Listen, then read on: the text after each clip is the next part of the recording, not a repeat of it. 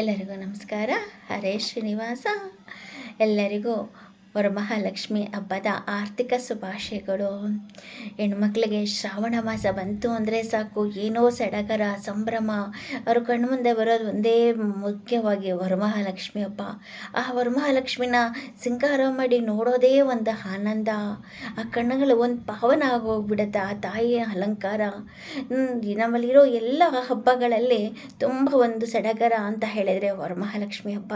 ಯಾವುದೋ ಬೇರೆ ಹಬ್ಬಗಳಿಗಾದರೆ ನೋಡಿ, ಒಂದು ಮನೆಗೆ ಎಲ್ಲ ನೆಂಟರು ಬಳಗದವರು ಸೇರಿ ಮಾಡ್ತಾರೆ. ಆದರೆ ವರಮಹಾಲಕ್ಷ್ಮಿ ಹಬ್ಬಕ್ಕೆ ಮಾತ್ರ ಯಾರ ಮನೆಗೂ ಹೋಗೋದಿಲ್ಲ. ಎಲ್ಲರೂ ಅವ್ರ ಮನೇಲಿ ಧನಲಕ್ಷ್ಮಿ, ವಿಜಯಲಕ್ಷ್ಮಿ, ಎಲ್ಲ ಅಷ್ಟಲಕ್ಷ್ಮಿನ ಕರ್ಕೋಬೇಕು ಅನ್ನೋ ಒಂದು ಆಸೆ. ಎಲ್ಲರೂ ಅವ್ರವ್ರ ಮನೇಲಿ ಹಬ್ಬವನ್ನು ಮಾಡ್ತಿರ್ತಾರೆ.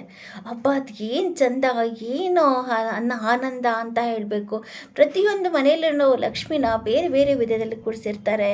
ಮಹಾಲಕ್ಷ್ಮಿ ಅಲಂಕಾರ, ಆಕೆಯ ಸಡಗರ, ಆ ನೈವೇದ್ಯ, ಆ ಹಬ್ಬ ಹೇಳತೀರದು ಆ ಸಡಗರವನ್ನು. ಒಂದೊಂದು ಲಕ್ಷ್ಮಿನ ನೋಡಿದಾಗ ಒಂದೊಂದು ಖುಷಿ, ಒಂದೊಂದು ಆನಂದ ಮುಖದಲ್ಲಿ. ಹಬ್ಬ ಅನ್ನೋ ಒಂದು ಉದ್ಗಾರ ತಂತಾನೇ ಹೂಡ್ಬಿಡುತ್ತೆ. ಅಂಥ ವರಮಹಾಲಕ್ಷ್ಮಿ ಹಬ್ಬವನ್ನು ಆಚರಿಸೋ ದಿನ ಬಂದುಬಿಟ್ಟಿದೆ.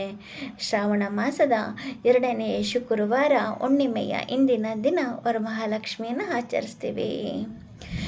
ಈ ವರಮಹಾಲಕ್ಷ್ಮಿ ಆಚರಿಸಿದ್ರಲ್ಲೂ ಒಂದು ಹಿನ್ನೆಲೆ ಕಥೆ ಇದೆ. ಒಂದು ಸಲ ಕೈಲಾಸದಲ್ಲಿ ಶಿವ ಪಾರ್ವತಿ ಹಸಿನರಾದಿದ್ದಾಗ ಪಾರ್ವತಿ ಕೇಳ್ತಾಳಂತೆ, ಕಲಿಯುಗದ ಜನಗಳಿಗೆ ಈ ಕಷ್ಟದಲ್ಲಿ ಅವ್ರನ್ನ ಬೇಗ ಒಂದು ವೃತವನ್ನು ಹೇಳಿ ಸ್ವಾಮಿ, ಅವ್ರ ಕಷ್ಟಗಳೆಲ್ಲ ನೀಗಬೇಕು, ಅವರ ಹಣಕಾಸಿನ ವ್ಯವಸ್ಥೆ ಎಲ್ಲ ಉತ್ತಮಗಳು ಅಂಥದ್ದು ಅಂತ ಹೇಳಿ ಶಿವನಲ್ಲಿ ಪಾರ್ವತಿ ದೇವಿ ಬೇಡ್ಕೊತಾಳೆ. ಆವಾಗ ಶಿವ ಒಂದು ಹೇಳ್ತಾರೆ, ಒಂದು ಕಥೆಯ ವೃತ್ತಾಂತವನ್ನೇ ಹೇಳ್ತಾರೆ. ನೋಡಿ, ನಾವು ಯಾರು ಏನೇ ಹೇಳಬೇಕಂತ ಹೇಳಿದರೆ ಅದನ್ನು ನಾವು ಕಥೆ ಮೂಲಕ ವಿವರಿಸಿದಾಗ ಅದು ಮನಸ್ಸಿನಲ್ಲಿ ಬಹಳ ನಾಟ್ಬಿಡುತ್ತೆ. ನಾವು ಭಗವದ್ಗೀತೆ ಇಡ್ಬೋದು, ಎಲ್ಲವನ್ನ ಅವರು ಕಥೆ ಮೂಲಕ ಹೇಳ್ತಾ ಹೋಗ್ತಾರೆ. ಅವಾಗ ಎಲ್ಲರೂ ಅಷ್ಟೇ ತನ್ಮಯವಾಗಿ ಆಲಿಸಿ ಅದನ್ನು ಕೇಳ್ಕೊಳ್ತಾರೆ. ಅದು ಬೇಗ ಕೂಡ ಮರೆಯೋದಿಲ್ಲ. ಅಂಥದ್ದು ಈ ಒಂದು ಕಥೆಯನ್ನು ಶಿವ ಹೇಳ್ತಾರೆ. ಏನಂತ ಹೇಳಿದ್ರೆ, ಹಿಂದೆ ಒಂದು ಊರಿನಲ್ಲಿ ಚಾರುಮತಿ ಅಂತ ಒಬ್ಬಳು ಹೆಣ್ಣು ಮಗಳಿರ್ತಾಳೆ. ಅವಳು ಬಹಳ ಪತಿವ್ರತೆ ಹಾಗೂ ದೈವ ಭಕ್ತಳಾಗಿರ್ತಾಳೆ. ಎಲ್ಲ ಒಂದು ದೇವ ಒಂದು ಪೂಜೆಯನ್ನು ಭಕ್ತಿಪೂರ್ವಕವಾಗಿ ಮಾಡ್ತಿರ್ತಾಳೆ.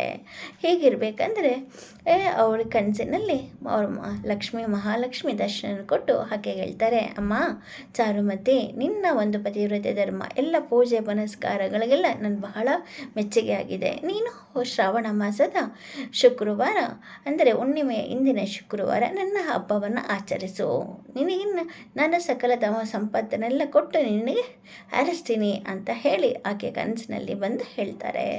ಆ ಕನಸನ್ನು ಮುಗಿದಂಥ ಚಾರುಮತಿ ಅಂದು ಬೆಳಗ್ಗೆ ಎದ್ದು ಎಲ್ಲವ ನಿತ್ಯ ಕರ್ಮವನ್ನು ಮುಗಿಸಿ ಪೂಜೆಯನ್ನು ಮುಗಿಸಿ ಎಲ್ಲ ತನ್ನ ಬಂಧು ಬಾಳಕದವರ ಹತ್ರ ಹೇಳ್ತಾರೆ, ಈ ಥರ ಅಮ್ಮ ಲಕ್ಷ್ಮಿ ಕನಸಿನಲ್ಲಿ ಹೀಗೆ ಹೇಳಿದರು ಅಂತ. ಆಗ ಎಲ್ಲರಿಗೂ ಖುಷಿಯಾಗೋಗ್ಬಿಡುತ್ತೆ. ಅಮ್ಮ, ನೀನು ಎಷ್ಟು ಒಂದು ಪವಿತ್ರ ಮಾಡಿದೆ, ತಾಯಿ ಮಹಾಲಕ್ಷ್ಮಿ ನಿನ್ನ ಕನಸಿನಲ್ಲಿ ಬಂದು ಹೇಳಿದ್ದಾರೆ, ಆಯಿತು ಅಂತ ಹೇಳಿ ಎಲ್ಲರೂ ಕಾದು ಶ್ರಾವಣ ಮಾಸದ ಶುಕ್ರವಾರದಿಂದ ಬಹಳ ಭಕ್ತಿವರ್ಗವಾಗಿ ಲಕ್ಷ್ಮೀ ಪೂಜೆಯನ್ನು ಮಾಡಿ ಆರಾಧನೆಯನ್ನು ಮಾಡಿ ಆ ಲಕ್ಷ್ಮಿ ಕೃಪಾ ಕಟಾಕ್ಷಕ್ಕೆ ಪಾತ್ರರಾಗ್ತಾರೆ. ಅಂಥ ವರಮಹಾಲಕ್ಷ್ಮಿ ಬಂದಿದೆ. ನಾಡಿನಾದ್ಯಂತ ಎಲ್ಲ ಹೆಣ್ಮಕ್ಳಿಗೂ ಸಡಗರ, ಊಟು ದೊಡ್ಡು ಎಲ್ಲ ಒಂದು ಲಕ್ಷ್ಮಿಯನ್ನು ಕುಡಿಸಿ ಬಹಳ ಸಡಗರದಿಂದ ಮಾಡ್ತಾರೆ ಈ ಹಬ್ಬವನ್ನು. ಅಂತೂ ಎಷ್ಟು ಒಂದು ಸಡಗರ ಅಂದರೆ, ಬೆಳಗಿನ ಜಾವ ಬ್ರಹ್ಮಿ ಮುಹೂರ್ತಕ್ಕೆ ಎಲ್ಲ ಕುಡಿಸ್ಬಿಡ್ತಾರೆ. ಎಲ್ಲ ಒಂದು ಪೂಜೆಯನ್ನು ಮಾಡಿ ಎಲ್ಲರೂ ವಾಟ್ಸಪ್ ಸ್ಟೇಟಸಲ್ಲೂ ಕೂಡ ಮಹಾಲಕ್ಷ್ಮಿನೇ ನೆಲೀತಿರ್ತಾಳೆ. ಇಂಥ ಖುಷಿಯೆಲ್ಲ. ಲೋಕ ಸಮಸ್ತ ಸುಖಿನೋ ಭವಂತು, ಸರ್ವೇ ಜನ ಸುಖಿನೋ ಭವಂತು ಅಂತ ಹೇಳ್ತಾರೆ. ಹಂಗೆ ಎಲ್ಲರ ಇವಾಗ ನೋಡಿ, ಯಾರೆಲ್ಲರ ಹತ್ರನೂ ಎಲ್ಲರೂ ಸಮೃದ್ಧಿ, ಧನ ಸಮೃದ್ಧಿ ಎಲ್ಲ ಒಂದು ಇದ್ದಾಗ ಎಲ್ಲ ಲೋಕ ಸಮಾಜ ಉತ್ತಮ ಸ್ಥಿತಿಯಲ್ಲಿರುತ್ತೆ, ಎಲ್ಲರಿಗೂ ಖುಷಿ ಇರುತ್ತೆ. ಇಲ್ಲಿ ಯಾರೋ ಒಬ್ಬರು ಒಂದು ತಾರತಮ್ಯ ಇದ್ದಾಗ ಬಡತನ ಸಿರಿತನ ಎಲ್ಲ ಅಷ್ಟು ಇದೆ ಆಗಲ್ಲ. ಎಲ್ಲರೂ ಒಂದೇ ಸಮವಾಗಿ ಎಲ್ಲರೂ ಸಿರಿತನನೂ ಇದ್ದ ಎಷ್ಟು ಚೆನ್ನಾಗಿರುತ್ತಲ್ವಾ. ಹಂಗೆ ಅವರ ಮಹಾಲಕ್ಷ್ಮಿ ಎಲ್ಲ ಮುತ್ತೈದೆಯವರಿಗೂ ಸಕಲ ಸಂಪತ್ತು, ಐಶ್ವರ್ಯ, ಸೌಭಾಗ್ಯ, ಮುತ್ತೈದೆತನ ಎಲ್ಲವನ್ನು ನೀಡಿ ಹರಿಸ್ತಾಳೆ ಅಲ್ವೇ. ಅಂತ ಮಹಾಲಕ್ಷ್ಮಿ ಆಕೆ ಅಂತೂ ಸಮುದ್ರದಿಂದ ಜನಿಸಿದವಳು. ಅದು ಸಮುದ್ರ ಮಂಥನ ದೇವಿ ಅಂತ ಹೇಳ್ತಾರೆ. ಸಮುದ್ರ ಮಂಥನಲ್ಲಿ ನಡೆದಾಗ ತಾಯಿ ಜನಿಸಿದ್ಲು. ಆ ಶ್ರೀ ವಿಷ್ಣುವಿನ ಧರ್ಮಪತ್ನಿ. ಅವಳು ಎಲ್ಲಿರ್ತಾಳೋ ಅವಳ ಜೊತೆಯಲ್ಲಿ ಶ್ರೀ ವಿಷ್ಣುನು ಇರ್ತಾನೆ. ನಾವು ವರಮಹಾಲಕ್ಷ್ಮಿ ಮಾಡುವಾಗ ಸಾಮಾನ್ಯವಾಗಿ ಎಲ್ಲರೂ ಅಷ್ಟೇ ಈ ಲಕ್ಷ್ಮಿ ಜೊತೆ ಜೊತೆ ವಿಷ್ಣುವನ್ನು ಪೂಜಿಸ್ತಾರೆ. ಹಾಗೆ ಹಿಂದೆಗಡೆ ಆ ವಿಷ್ಣುವನ್ನು ಅಲ್ಲಿ ಇಟ್ಟು ಅವನನ್ನು ಭಕ್ತಿಪೂರ್ವಕವಾಗಿ ಪೂಜಿಸ್ತಾಳೆ. ನೋಡಿದ್ರಾ, ಅದು ಒಂಥರ ಎಲ್ಲಿ ಹೆಂಡತಿ ಇರ್ತಾರೋ ಅಲ್ಲಿ ಗಂಡ ನೆನೆಸ್ತಾರೆ, ಗಂಡ ಇದ್ದಾಗ ಎಲ್ಲ ಒಂದು ದೇವರುಗಳು ಅಲ್ಲಿ ಬಂದು ಆಶೀರ್ವಾದ ಮಾಡ್ತಾರೆ, ಎಲ್ಲರಿಗೂ ಒಳ್ಳೆಯದಾಗತ್ತೆ. ಈ ಶುಕ್ರವಾರ ಹೊತ್ತು ನೋಡಿ, ಏನು ಮನುಷ್ಯನಿಗೆ ಏನು ಬೇಕಾದ್ರೂ ಕೊಂಡ್ಕೋಬೇಕಂದ್ರೆ ಹಣ ಬೇಕು. ಹಣ ಬೇಕು ಅಂದರೆ ವರಮಹಾಲಕ್ಷ್ಮಿ ಕೃಪಾ ಕಟಾಕ್ಷ ಅವ್ರಿಗೆ ಇರಲೇಬೇಕು. ಆದ್ದರಿಂದ ಎಲ್ಲರೂ ವರಮಹಾಲಕ್ಷ್ಮಿ ಹಬ್ಬವನ್ನು ಭಕ್ತಿಪೂರ್ವಕವಾಗಿ ಮಾಡಿ ಆಕೆಯ ವರಮಹಾಲಕ್ಷ್ಮಿ ಕೃಪಾ ಕಟಾಕ್ಷಕ್ಕೆ ಪಾತ್ರರಾಗೋಣ ಅಂತ ಹೇಳಿ ಇಂದಿನ ಒಂದು ಧಾರ್ಮಿಕ ಪ್ರವಚನವನ್ನು ಮುಗಿಸ್ತಾ ಇದ್ದೀನಿ. ಲತಾ ಶ್ರೀನಿವಾಸ್, ಬೆಂಗಳೂರಿಂದ. ಧನ್ಯವಾದಗಳು.